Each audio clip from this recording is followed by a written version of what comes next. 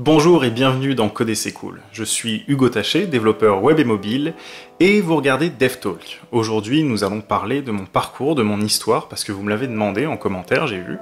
Et je comprends pourquoi, parce que ça peut être quelque chose d'inspirant pour vous, quelque chose qui peut vous motiver à vous-même continuer un parcours si vous êtes en plein dedans, ou démarrer un parcours de développeur web, mobile ou autre. Allez, c'est parti.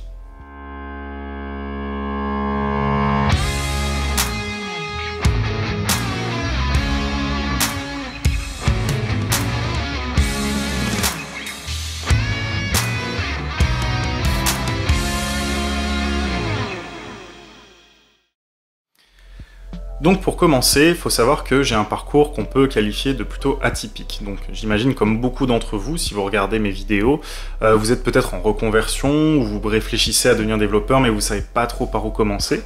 Et vous regardez justement des vidéos sur YouTube pour voir comment les gens ont fait, comment faire soi-même. Et je pense que mon parcours peut vous donner, pas forcément un exemple, parce qu'un parcours ça peut pas vous donner un exemple, mais au moins vous montrer que même si on a eu quelques petits trous ou galères dans notre parcours professionnel ou dans notre vie, c'est toujours possible de rebondir et le développement web est quand même une issue qui est très favorable, on va le dire. Donc pour commencer, pour poser les bases, moi aujourd'hui j'ai 27 ans, j'habite à Nantes, mais ça n'a pas toujours été le cas. Donc déjà j'ai pas eu toujours 27 ans, mais surtout j'ai pas toujours habité à Nantes. En fait je suis né à Paris et j'ai grandi et vécu dans le 19e arrondissement de Paris, dans ce qu'on peut appeler plus ou moins un quartier sensible ou tout du moins populaire. Je préfère l'expression populaire parce que sensible, on va pas exagérer, j'ai jamais eu de problème, j'ai toujours vécu plutôt tranquillement. Alors pour commencer, comme nous tous, j'ai fait la maternelle, la primaire, c'est pas forcément des choses très intéressantes à vous raconter, mais au moins pour vous montrer un petit peu le profil que j'avais dès le début, et pourquoi pour moi c'était une évidence à la fin de devenir développeur, faut que je vous dise un petit peu quand même comment j'étais à cette époque-là. Alors quand j'étais petit, j'étais très débrouillard en fait, et j'aimais beaucoup bricoler. Je me souviens, je fabriquais des petites consoles de jeux vidéo en papier parce que j'avais pas de vraies consoles du coup je faisais des petites maquettes avec lesquelles je jouais et tout. Et j'avais un esprit très curieux, un esprit même orienté plutôt scientifique. J'étais très bon à l'école et j'étais très bon en mathématiques, en logique, dès le début en fait. Et j'ai toujours eu donc cet esprit de bricolage, de fabrication d'objets, j'ai toujours un esprit plutôt créatif. J'ai fait ma scolarité de base, donc maternelle, primaire, sans encombre, j'étais très bon, encore une fois, j'étais parmi les meilleurs de ma classe. Arrivé au collège, ça a commencé à devenir un peu plus difficile pour moi. Déjà, comme beaucoup de gens à l'adolescence, on n'est pas forcément bien dans sa tête. Et on commence à en avoir un peu moins à faire, enfin on a un peu moins d'intérêt on va dire pour l'école, et on va dire qu'à peu près en 4e, j'ai commencé à avoir du mal dans les matières scientifiques comme les maths ou la physique. J'étais pas bon, mais pas forcément parce que ça m'intéressait pas, et loin de moi l'idée de vouloir blâmer les professeurs en général, mais malheureusement je suis tombé sur des professeurs qui donnaient vraiment pas envie de s'intéresser à ces matières-là, alors que c'est quand même des domaines qui sont passionnant. Donc voilà, malgré le fait que j'étais très bon en primaire, en maternelle, arrivé au collège ça a été un peu plus dur pour moi, et j'ai néanmoins réussi à avoir une bonne moyenne au brevet, et à arriver dans un lycée qui était plutôt bien coté, c'était un lycée à Nation. Et arrivé au lycée en fait, ça a été très compliqué, mais encore plus qu'au collège pour moi, parce qu'il y a vraiment eu un gap énorme en fait de compétences entre mon collège de quartier où je vivais, et le niveau en fait de ce lycée qui était vraiment bien au-dessus du mien. Donc ça a été très dur, je suis arrivé, j'ai eu beaucoup de mal, encore une fois dans les matières scientifiques, et en seconde, à la fin de ma seconde, j'avais pas les résultats nécessaires pour continuer en général classique, donc ES, L et S. J'ai beaucoup de mes amis qui sont partis dans des filières comme STG, qui s'en sont très bien sortis d'ailleurs aujourd'hui, ils ont tous des boulots et ça marche très bien pour eux,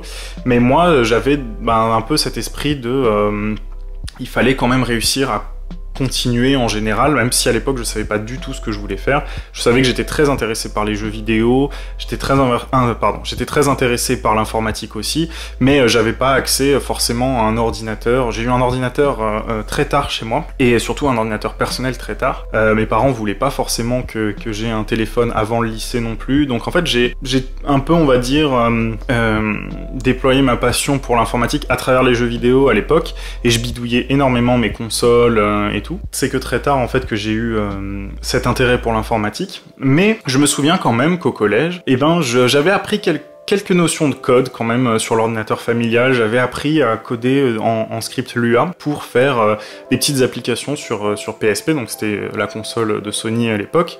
Je m'amusais à faire ça, mais c'était très basique, mais c'était mes premiers pas dans le développement, dans le code. Donc ensuite, au lycée, j'ai redoublé en fait ma seconde, et moi je suis un peu comme ça, c'est-à-dire que quand j'arrive au pied du mur, on va dire, enfin que je suis de dos au mur, pardon, d'un coup je vais avoir un regain de motivation et d'envie de réussir. Ma deuxième seconde, j'ai très bien réussi, que ce soit dans les matières scientifiques ou littéraires, j'ai vraiment très bien réussi. Malheureusement, enfin malheureusement ou pas, hein, d'ailleurs vous dites pas que c'est grave si jamais vous ne continuez pas vos études dans le domaine scientifique par exemple si vous êtes jeune. J'ai choisi ES plutôt que S parce que j'avais pas forcément en mathématiques le niveau nécessaire, même si en physique chimie ça allait bien. Arrivé en ES, et ben là j'étais encore moins bon, on va dire, en maths.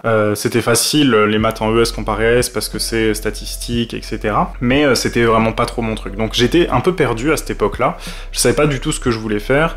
J'étais plus trop intéressé par le lycée. J'étais pas forcément bien non plus dans mon esprit à ce moment-là, comme beaucoup, hein. Et arrivé au bac, j'ai eu mon bac avec mention assez bien. Je savais pas du tout ce que je voulais faire avant le bac. J'avais pensé à faire brièvement, comme j'avais eu ces expériences un petit peu en code, en développement, à faire Epitech, qui est une école qui est payante, mais comme elle était payante, elle était trop chère et j'ai pas pu la faire, tout simplement.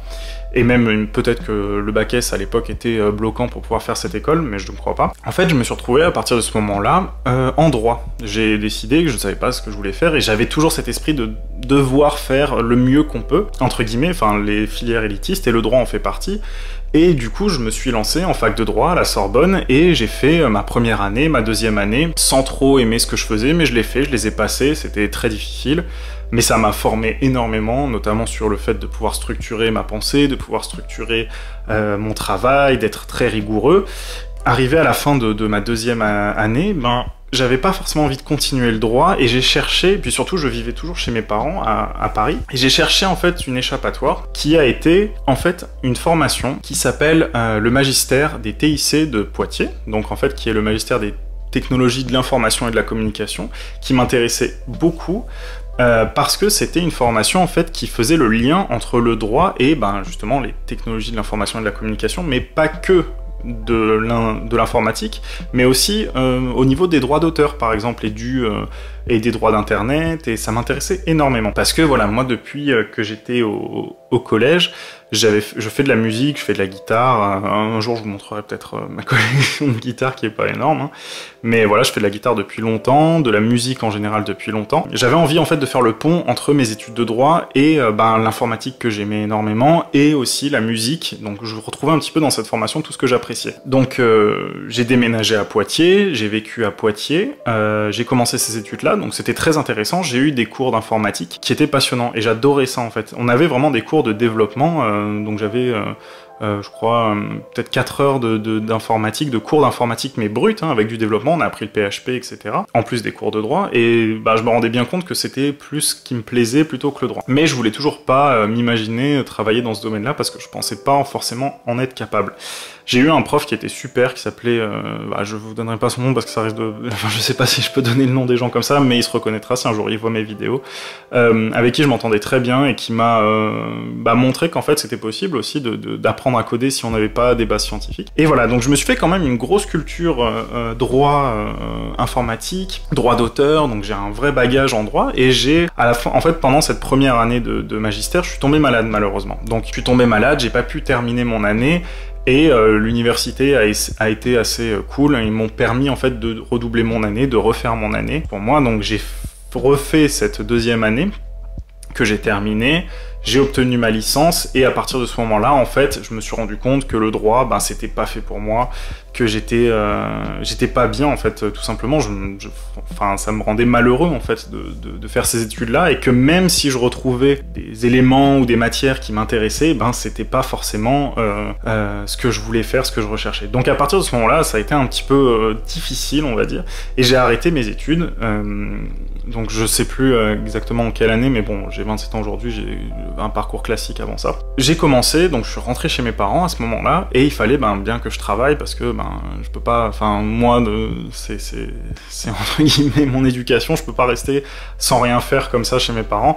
Donc j'ai cherché un travail et j'ai travaillé en fait dans un cinéma, dans un UGC, en tant qu'agent de cinéma. Donc en tant qu'agent de cinéma, je sais pas si vous voyez ce que c'est un agent de cinéma, c'est un employé très polyvalent, on va dire. Donc je m'occupais en même temps de la billetterie, donc de la vente de tickets, du contrôle des tickets, du nettoyage du hall, de la vente des confiseries, il y avait un café aussi, donc j'avais un poste des fois au café, du nettoyage des salles, de l'ouverture des salles. C'est un travail qui est très épuisant.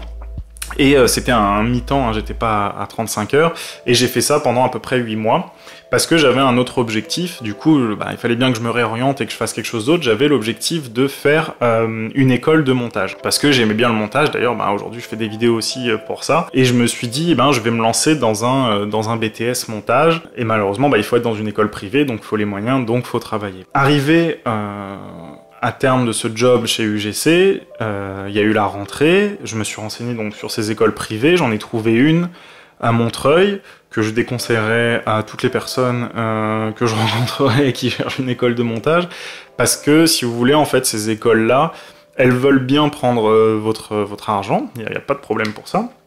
C'est très cher, vous payez par année, je crois que c'était 7500 € l'année. En fait, ils vous font croire que vous allez pouvoir le faire sans avoir de bagage scientifique fort. Or, un BTS, c'est quand même quelque chose de balèze niveau physique, par exemple. Il y avait de la physique de l'audio, de la physique de l'image, de la lumière, etc. C'était quelque chose de quand même pointu. Et j'ai fait donc on va dire un petit bout de remise à niveau, mais c'était vraiment pas possible quoi d'être mis à niveau sur un tel niveau. Et en fait, je me suis rendu compte encore une fois que c'était pas quelque chose qui me plaisait.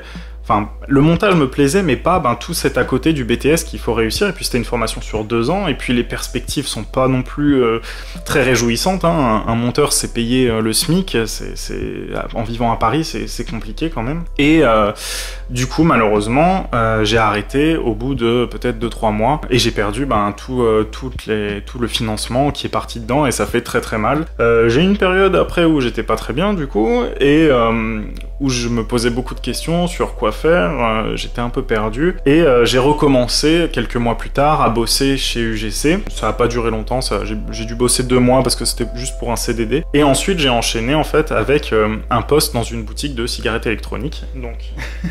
Ça, c'était vraiment cool, parce que j'étais avec des gens qui étaient super sympas. Si un jour ils voient mes vidéos, d'ailleurs, je leur fais une grosse bise, parce que c'était quand même une expérience super cool, surtout à l'époque où je savais pas trop quoi faire. Alors là, c'était que 2 jours par semaine, mais c'était super cool, puisque à l'époque, j'avais arrêté de fumer, et j'étais devenu vapoteur. D'ailleurs, aujourd'hui, j'ai tout arrêté grâce à ce boulot, donc je suis très content d'avoir eu ce boulot. Et voilà, ça a duré par contre à peu près 6 mois, et en fait, pendant ces 6 mois, j'avais un pote, avant ces 6 mois, j'avais un pote avec qui je faisais de la musique quand j'avais 17 ans, qui m'appelle, et qui lui vivait à Berlin, et qui me dit, écoute, ce serait super qu'on fasse un truc ensemble autour de la musique, autour du son. Et on a en fait lancé une petite entreprise qui s'appelait Klangers, donc je sais pas s'il y a encore des traces sur internet, mais on a créé une petite entreprise en fait qui faisait ce qu'on appelle de l'identité sonore, ou de la musique aussi pour les marques. Donc on a essayé, comme ça je vais pas revenir dessus longtemps, mais pendant à peu près 3 ans, de faire percer cette idée-là en travaillant, je travaillais à la boutique à côté, etc., de faire marcher cette idée-là. Donc on a eu quelques clients, ça a rapporté un peu de sous quand même, on a eu des bons retours, mais c'est un marché qui est très difficile. Monter une entreprise, c'est très compliqué. Réussir, c'est encore plus difficile, mais encore une fois, de ces expériences-là, j'ai retiré énormément de choses, notamment le fait que ça m'a appris tout ce qui est l'administratif dans une entreprise, comment est-ce qu'on gère les contrats. Bon, j'avais déjà mon bagage en droit, mais ça m'a appris à rentrer dans une autre phase, dans la phase entrepreneuriale du travail, et aujourd'hui, c'est un atout énorme pour moi. J'ai arrêté mon boulot justement à la boutique de cigarettes électroniques pour essayer de faire marcher ce truc à fond, Et malheureusement, comme je voyais que ça marchait pas, et moi dans ma tête j'essayais de faire pivoter notre activité. Donc je me suis dit, bon on peut essayer de lancer une application qui permettrait aux gens de créer leur propre identité sonore. Donc en fait l'identité sonore, si vous voyez pas ce que c'est tous les petits jingles qu'on entend par exemple si vous êtes à Paris, de la RATP ou dans les pubs, quand il y a le logo, c'est des logos audio en fait. Et je m'étais dit, ça pourrait être cool en fait que les gens aient chacun leur identité sonore et de créer entre gros guillemets, un générateur d'identité sonore, une application. Et à partir de ce moment-là, en fait, comme j'avais fait un peu de code avant, je me suis remis à fond sur Java et j'ai commencé à apprendre Java, Android, mais je faisais des trucs avec des bouts, comme si je faisais avec des bouts de ficelle, quoi, parce que je connaissais pas, j'avais pas une rigueur, je m'étais pas mis dans un processus d'apprentissage sérieux. Mais j'ai quand même réussi à sortir une petite application qui permettait de mixer des petits sons entre eux et tout, c'était super cool. Elle est jamais sortie, parce que je l'ai jamais fini, mais surtout en fait je me suis rendu compte que notre entreprise, ça allait pas forcément donner quelque chose, et à partir de ce moment-là, en fait je me suis dit il faut que je trouve une autre voie, et j'ai décidé d'apprendre le code, et j'ai passé 1 an complet à me former totalement. Me former de 8h à 19h, je me suis fait un programme de formation, j'ai travaillé comme un dingue, j'ai appris le code comme un fou, en regardant des cours, des tutos, de la documentation, en demandant des conseils. J'avais un ami qui était développeur, enfin j'ai toujours un ami qui est développeur d'ailleurs, et salut Walid. Voilà, j'ai fait ça pendant 1 an, et au fur et à mesure je me suis rendu compte que pour accéder au marché du travail, il faut avoir un diplôme, c'est quand même beaucoup plus facile. Et je me suis décidé à passer une formation Open Classroom, mais comme j'avais énormément travaillé en amont, en fait, la formation Open Classroom, elle m'a pris 4 mois à finir. Parce que j'avais 1 an avant de travail acharné, et j'avais de l'expérience aussi avant, je savais un peu coder quand même. Et ensuite, ce qui s'est passé, j'ai décroché ce diplôme, donc vous pouvez aller voir la vidéo sur Open Classroom si vous voulez en savoir un peu plus sur le parcours. Et ensuite, j'ai trouvé, en fait, grâce à mon mentor, qui regarde mes vidéos, donc je te passe le coucou, j'ai réussi à trouver un job à Nantes, en fait, parce que je cherchais à Nantes, et lui, il connaissait justement un entrepreneur, première fois de ma vie où un contact à moi m'aide à trouver un boulot.